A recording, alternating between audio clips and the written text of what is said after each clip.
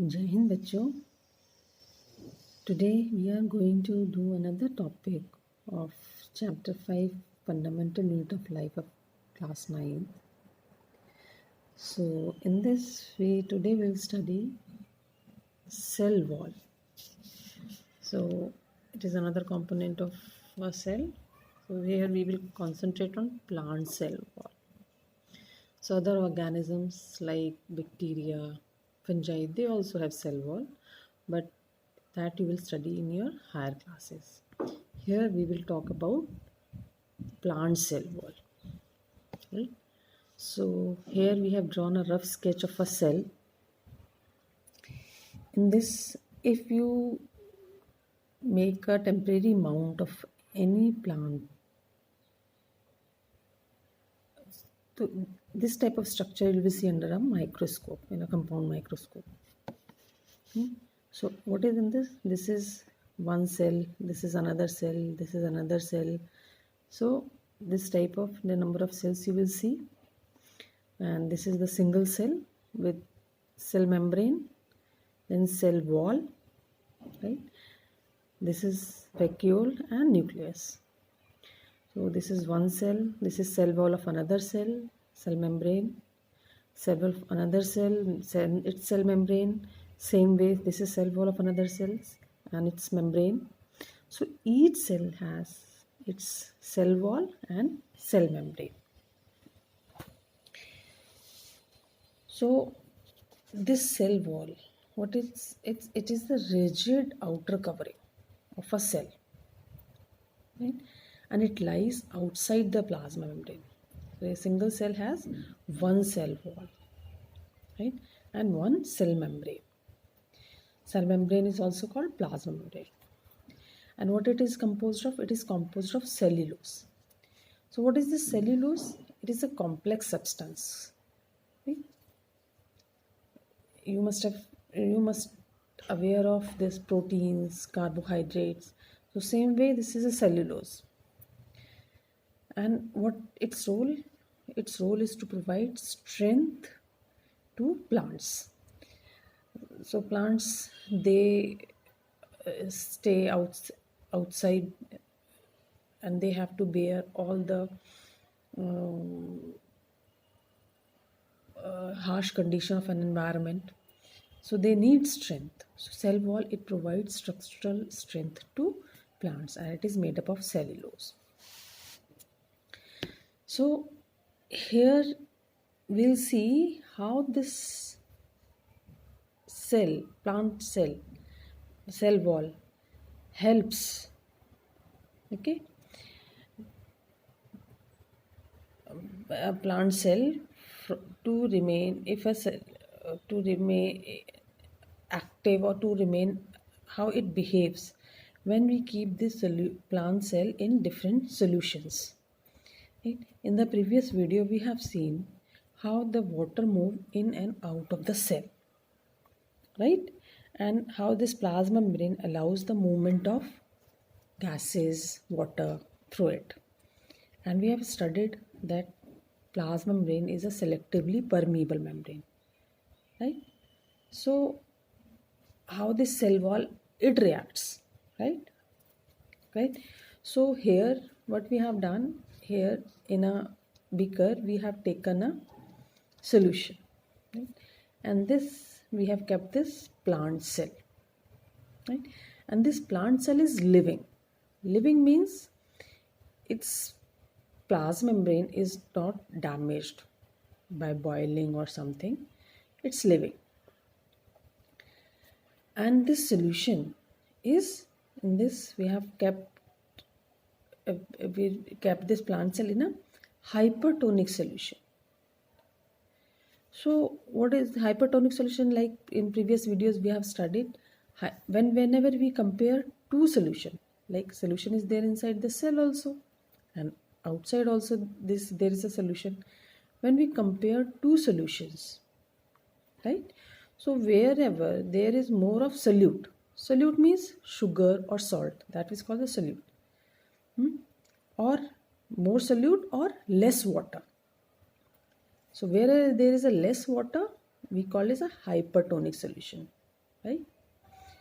So here the outer solution is hypertonic as compared to inner solution, because here solute is more.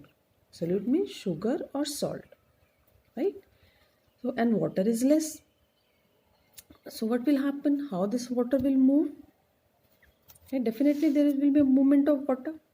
So from where? We know that water will move from high water concentration to low water concentration. So where is the concentration of water is high? Inside the cell. And concentration of water is less outside. So water will move from cell to the solution, right? Same thing we have explained here. Like this is the cell and outer there is a solution, right? So this is cell wall, right? So water will move out because outside there is less water, inside the water is more. So from high concentration to low concentration of water will move up. And because of that, cell shrinks, right? So cell will shrink. So this is plasma membrane, vacuoles, all content of the cell will shrink. But cell wall won't shrink. It will remains as it is, right? So this will be the structure. The cell will remain as it is, and the other content, including this plasma membrane, it will shrink. Right? So this type of cell we'll call plasmolysed cell. Right? So what plasmolysed cell means? Water comes out of cell and cell shrinks. And why water comes out? Because we have kept this cell in a hypertonic solution where outside water is less. Right? And this process is called plasmolysis. So what is actually plasmolysis? When living plant cell loses water. So we are here, just you must be careful that we are here talking about living plant cell. Okay? And it loses water. Right? Why it will lose water? That is through osmosis. This process is osmosis when water moves out of the cell. Right? Movement of water through membrane is called plasmolysis, that we have studied in detail. So a cell loses water through plasmolysis, and there is shrinkage or contraction of content of cell. So cell content will contract, same that we have studied here, explained here. So content of the cell will shrink, right? So there is a shrinkage or contraction of content of cell away from cell wall. Okay? Cell wall will remain same, like here, it will remain same and content will shrink in the center. And this phenomena is called plasmolysis. And very simple word, and if we talk about if we say in one line, the shrinkage of cell membrane in hypertonic solution. Right? So in hypertonic solution, water moves out of the cell and cell membrane shrinks. Right? So this is plasmolysis. Okay? And so this process, so if is happen only in living cell or it also occurs in the dead cell. Let's see, we'll see this also. If cell is dead, so will this process happens in dead cells or not? So in this, see again, this is a cell. Here this is cell wall, right? This is another cell. So this is structure of a slide. When we make a slide of any plant, so we can see this type of structure. This is another cell with its nucleus and vacuoles, right? So center this one cell, right? This is its cell wall. Each and every cell has its own wall. This is its membrane, right? And this is central large vacuole. This is nucleus, and these are chloroplast, where chlorophyll is present. So we see this type of structure. If we keep this cell in strong solution means concentrated solution or hypertonic solution, in strong solution of sugar or salt. Right? So in hypertonic solution, what will happen to this cell? Water will move out, cell content will shrink, and cell will plasmolized. And this process called plasmolysis. Simple. But if we boil this plant cell, right? If we boil this, then what will happen? Boiling will kill the cells, right? And if after boiling, if we'll keep this cell in hypertonic solution, so what will happen? It will not show the process of plasmolysis because the cell membrane boiling will damage the cell membrane, and because of that it loses permeability, right? So we have studied that plasma membrane is permeable to water, means water can move in and out of the cell through plasma membrane.